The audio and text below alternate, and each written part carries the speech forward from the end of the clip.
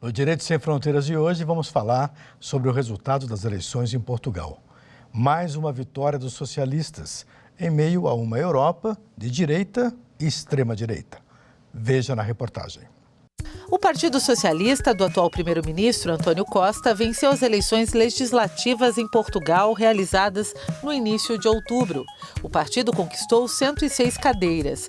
Já o Partido Social Democrata do atual líder da oposição, Rui Rio, ficou em segundo, com 77 assentos. Apesar da vitória, o Partido Socialista não vai ter maioria no parlamento e será obrigado a compor com outros partidos para conseguir governar. Costa, de 58 anos, chegou ao poder em 2015, após uma aliança com a esquerda radical. Com bons resultados na economia, o Partido Socialista era apontado como favorito para vencer a disputa eleitoral. Portugal e Espanha estão entre os países europeus onde a extrema-direita não ganha espaço. Para debater o assunto, nós convidamos Aninho Irachandi, professor de Ciência Política da UNB, e Eduardo Luz, mestre em Direito Constitucional. Muito obrigado pela presença dos dois aqui em nosso programa. Bom, Portugal e Espanha mantendo-se ali com os partidos socialistas ou de centro-esquerda. Que análise a gente pode fazer de uma Europa que está mais à direita ou até na extrema-direita?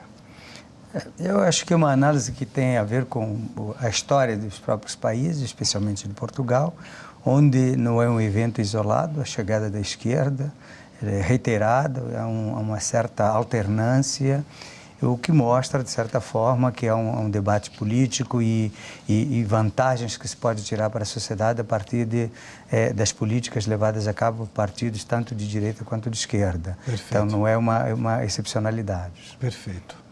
Como é que se compõe um governo em Portugal hoje, tendo o vencedor, o Costa, conquistado 106 cadeiras do parlamento contra 77 do opositor? Primeiramente, nós temos que entender que Portugal ele tem um regime semipresidencialista. Esse regime semipresidencialista, nós temos o chefe do governo, que é o primeiro-ministro, e temos o chefe de Estado, que é o presidente.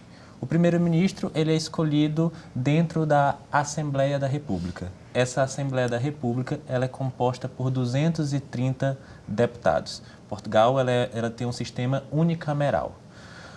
O Partido Socialista, com essa vitória, ele chegou a 106 deputados.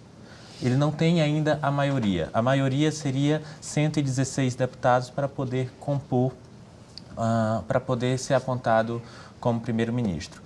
Logo, ele teria que necessariamente apresentar seu programa de governo, esse programa de governo ser aprovado e ter a composição dos outros partidos de esquerda, já que a esquerda é superior à direita atualmente dentro da Assembleia da República Portuguesa.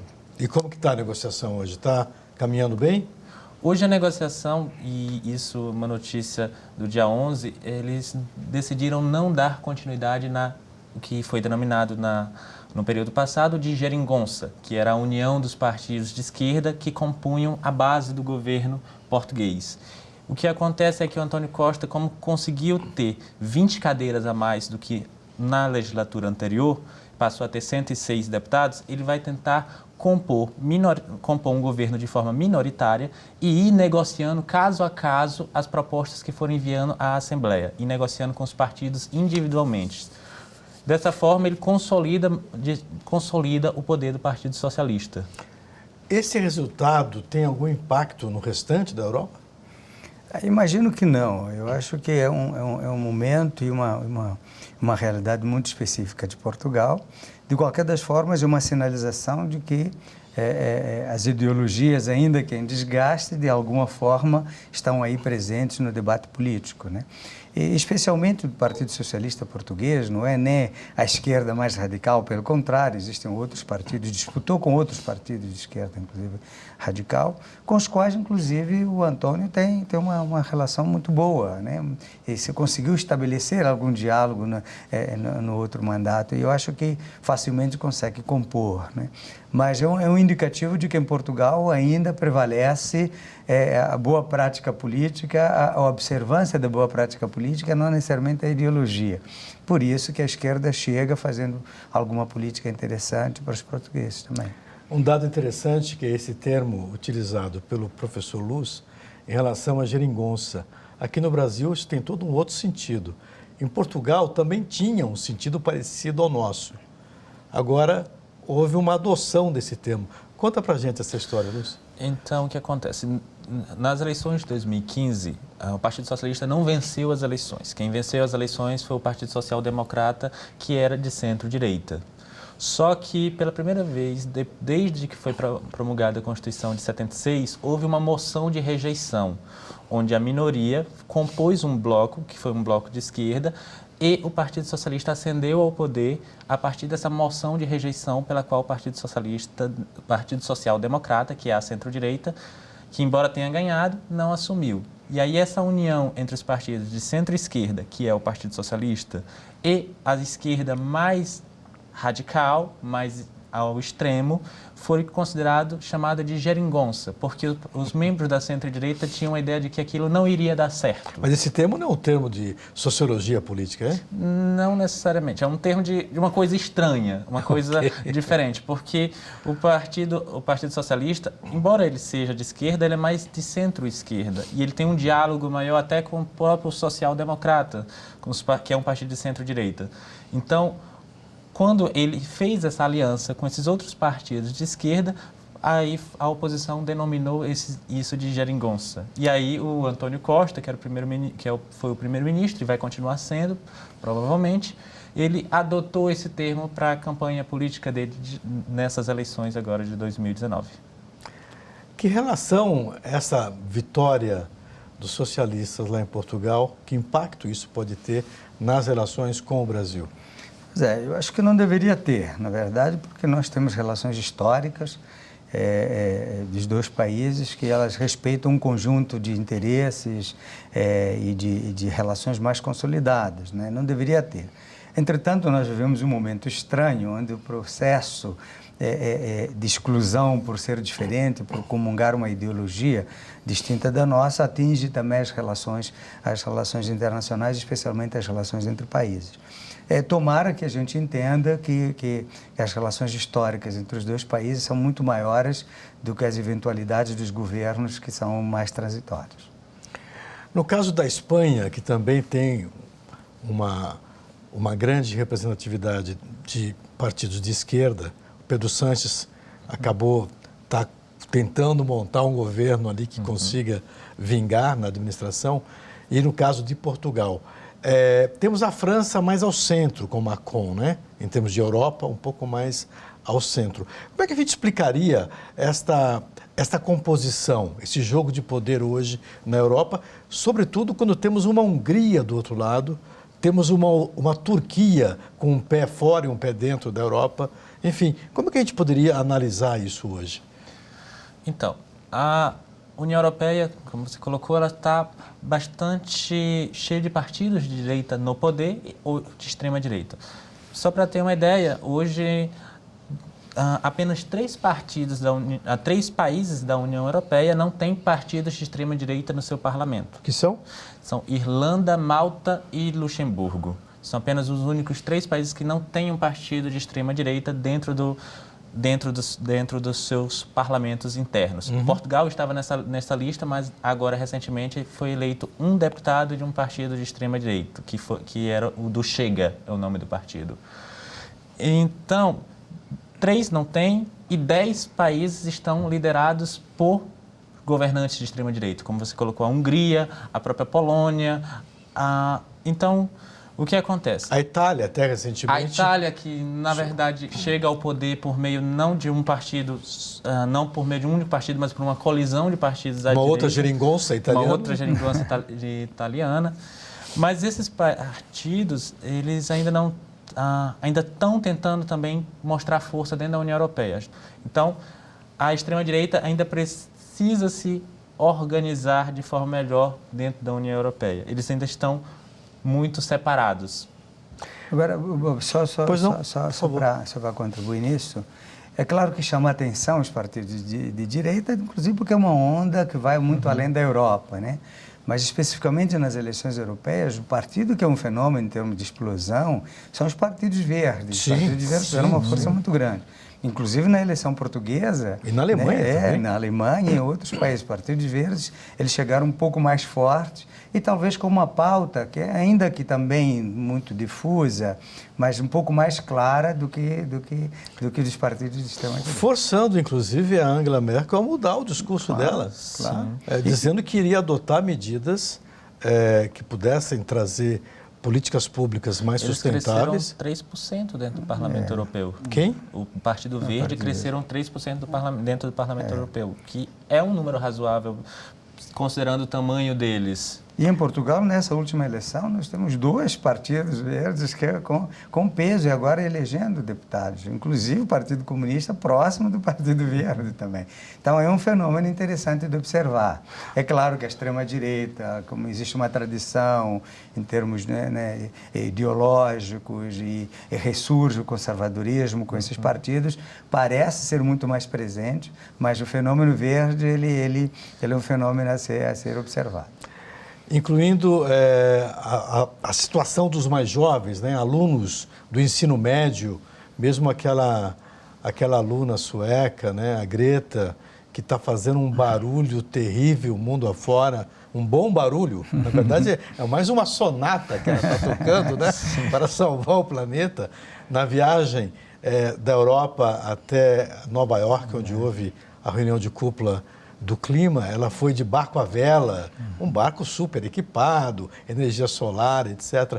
Você acha que essas pessoas mais novas, elas têm tido uma força que pode fazer com que haja uma mudança nessa doutrina política europeia e depois no resto do mundo? Acredito que sim, e até analisando a eleição de Portugal como um parâmetro, houve uma votação jovem considerável que deu a maioria ao Partido Socialista, principalmente em decorrência das políticas sociais de intervenção estatal que o Partido Socialista tomou enquanto estava no governo nesses últimos 4 anos. Políticas sociais de investimento em educação, de investimento em saúde, abandonando certas políticas de austeridade. Há uma certa ainda reticências entre, até mesmo do FMI, quanto a essas políticas, mas já deu alguns frutos ao Partido Socialista nessa eleição agora de 2019. E acho também que os jovens, que sempre foram uma força de contestação em quase todos os lugares, encontram no movimento verde, nas causas, diríamos assim, a grosso modo, do ambientalismo, uma identidade muito grande, já que se toca a uma narrativa de futuro, uma narrativa de dizer respeito à sua vida futura. Tem alguma semelhança com o movimento de 1968? A novidade, o liberalismo, etc, etc? Responda no segundo bloco para a gente. Esse tema é bom. A gente volta já e você não vai embora.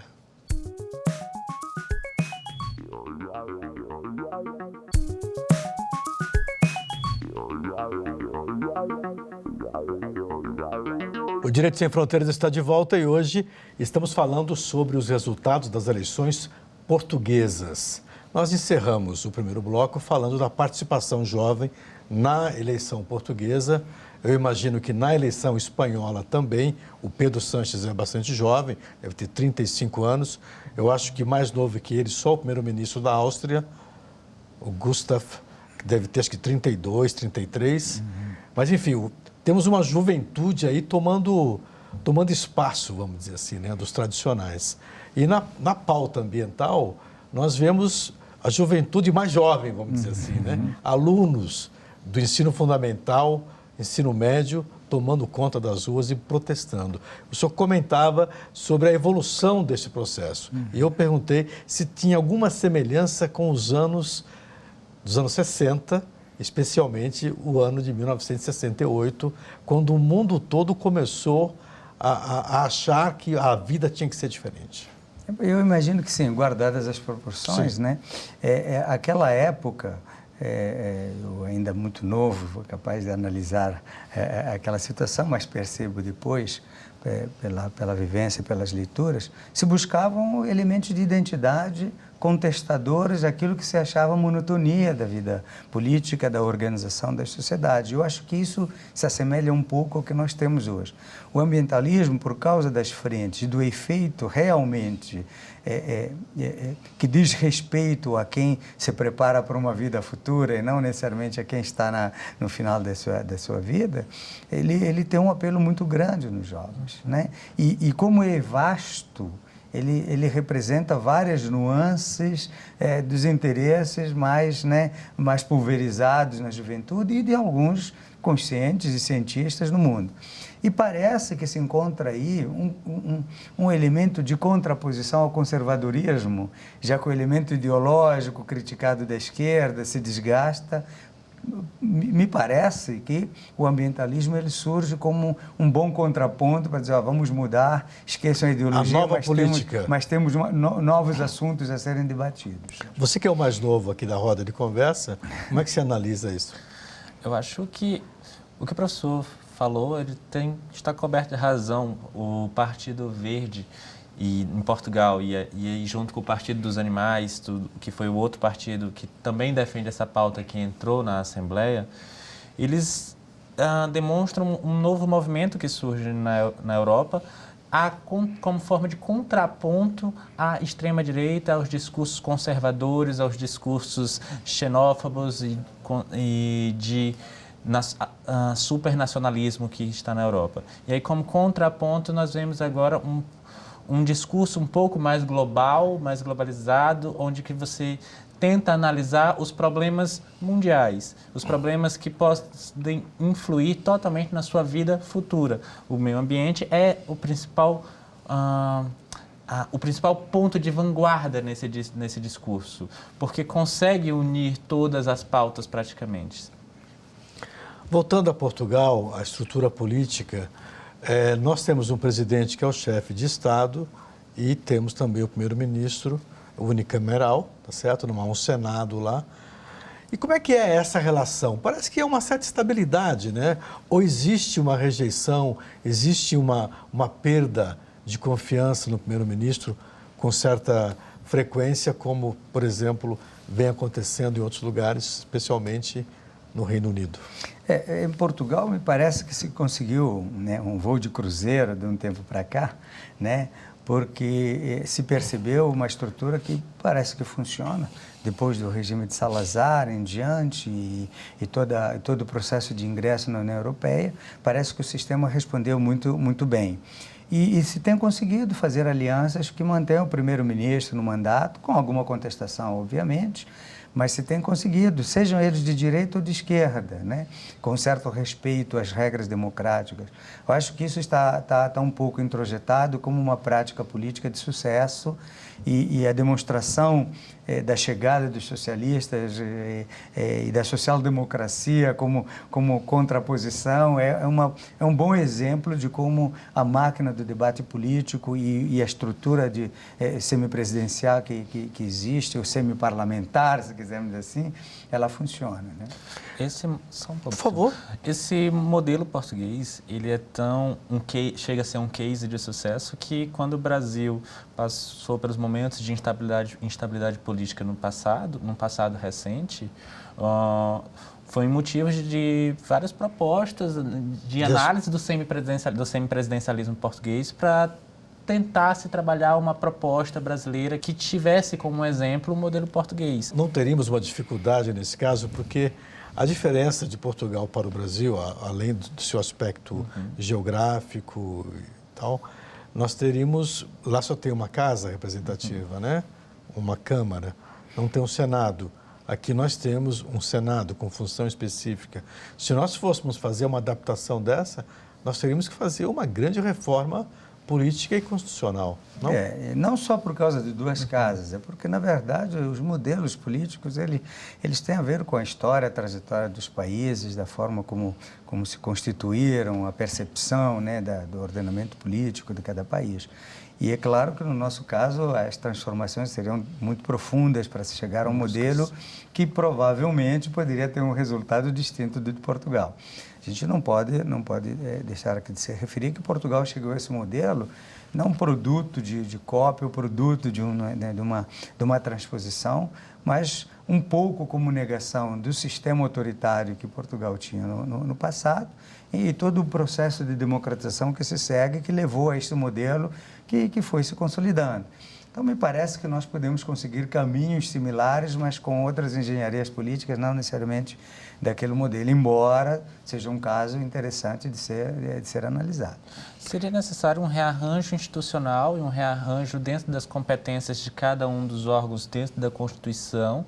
Contudo, não há necessariamente um empecilho constitucional sobre isso, até porque a única questão que é cláusula pétrea especificamente na Constituição, no artigo 60, é quanto à forma federativa do Estado, e não quanto ao sistema de governo utilizado. Há grande dúvida se seria necessário um plebiscito ou um referendo quanto a essa matéria, mas, constitucionalmente falando, não haveria, analisando a Constituição brasileira, não haveria um empecilho necessariamente. Nós já tivemos uma experiência de parlamentarismo, né? Sim. Tancredo Neves, dá para dar uma contextualizada nisso para a gente, não?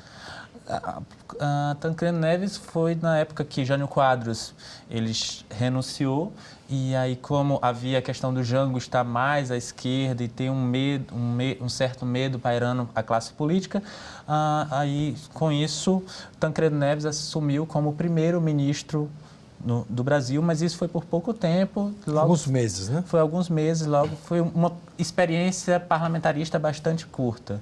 Como o professor falou, o modelo português ele já é bastante consolidado pela Constituição de 1976, mas também pela própria construção histórica de Portugal.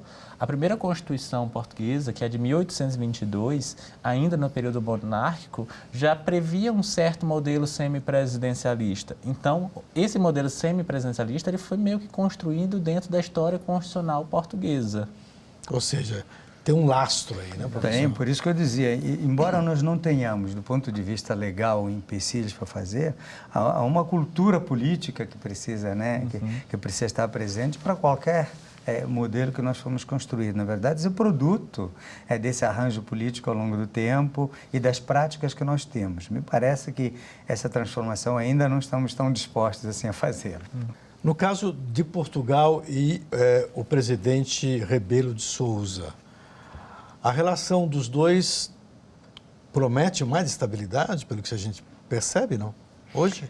Dos discursos que eu acompanhei, até porque nós temos provavelmente a continuação do primeiro-ministro no cargo, eu acho que é uma relação muito boa dos dois e tem servido, né, pelo menos para levar Portugal a alçar, né, a estabilidade que tem e muito atrativo para nós no Brasil e para o mundo. Isso se deve em grande medida ao que se tem construído nessa relação do presidente, o atual e o anterior também, com o primeiro-ministro. Na sua opinião, por que o eleitor português escolheu majoritariamente o Partido Socialista? Para responder essa pergunta, a gente tem que olhar um pouco o governo anterior. O governo anterior do Partido Social Democrata, que é da centro-direita, o partido mais conservador de Portugal, eles chegaram ao poder em 2011 e pegaram um Portugal que estava à beira da falência. Estava numa crise fiscal imensa e eles tiveram que pedir socorro ao FMI. E o FMI possibilitou um empréstimo para eles no valor de 78 bilhões de euros. Só que eles tinham que cumprir vários requisitos. E logo no ano seguinte eles implantaram uma reforma trabalhista que foi, de certa forma, bastante criticada por cortar certos direitos sociais.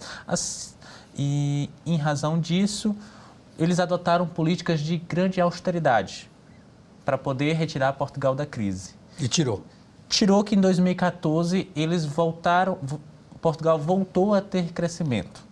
Voltou a ter crescimento do PIB e já houve uma certa redução da dívida fiscal. Só que isso gerou um governo de grande austeridade fiscal, gerou consequências na eleição. Eles não conseguiram fazer a maioria Como eles não conseguiram fazer a maioria e viram os partidos de esquerda, o número de deputados dos partidos de esquerda ser superior ao deles, os partidos de esquerda formaram uma coalizão na qual o PS, que é o Partido Socialista, estava na liderança deles, e assim eles conseguiram chegar ao poder, compor a maioria e indicar o primeiro-ministro, que é o Antônio Costa. Antônio Costa, ele manteve uma boa relação com a Troika. O que é a Troika? É a Comissão Europeia, o Banco Central Europeu e o FMI. Ele atendeu os critérios do FMI e da União Europeia, fez uma política de investimento público bastante grande dentro de Portugal, aumentou as políticas sociais e, com isso, foi conquistando o eleitor, e principalmente o eleitor mais jovem. Perfeito. Portugal e Espanha poderiam fazer uma aliança ali, não?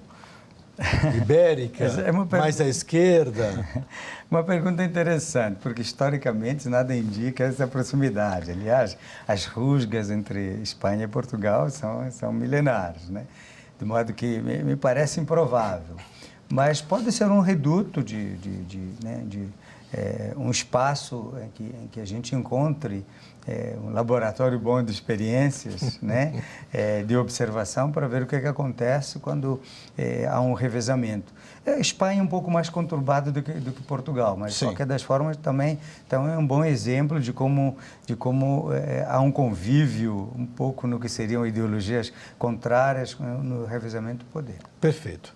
Infelizmente chegamos ao final do programa. Muito obrigado pela participação de vocês aqui conosco. E agradeço também a você que nos acompanhou.